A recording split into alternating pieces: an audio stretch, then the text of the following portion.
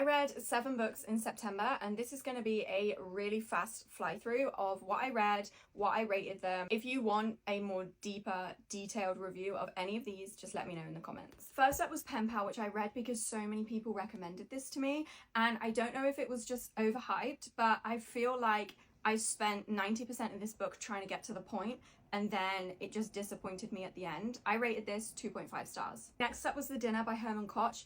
This had such a good premise. I love that this takes place all in one place in a restaurant, and the chapters are a different course from aperitif to dessert, but it was just too much of a slow burn. It literally took until about dessert for any of the actual point of the book to unravel, and it was too slow for me. This was 3.5 stars. First Day of Spring by Nancy Tucker. I don't know if it's because I'm a mom, but I resonated with this book so much. I love the conversation around whether it's nature or nurture that leads people to do evil things, and that is thoroughly explored in this book.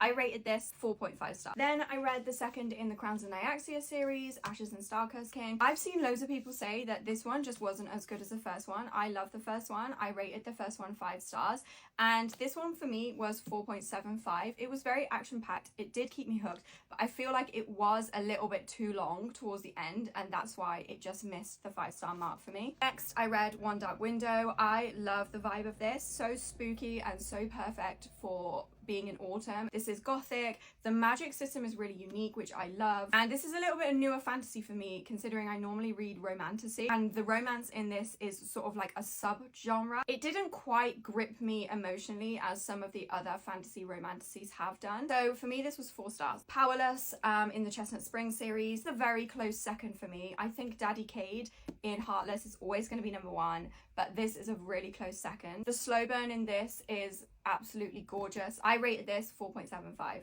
All the ugly wonderful things. I saw a comment on one of my previous videos that said, where are the wonderful things in this book? And that is so true. This is disturbing and heart-wrenching and really makes you question your morals. The ending was warm and it ended in a nice rounded off way, which I think is a good relief considering how heavy this book is. I rated this 4 stars.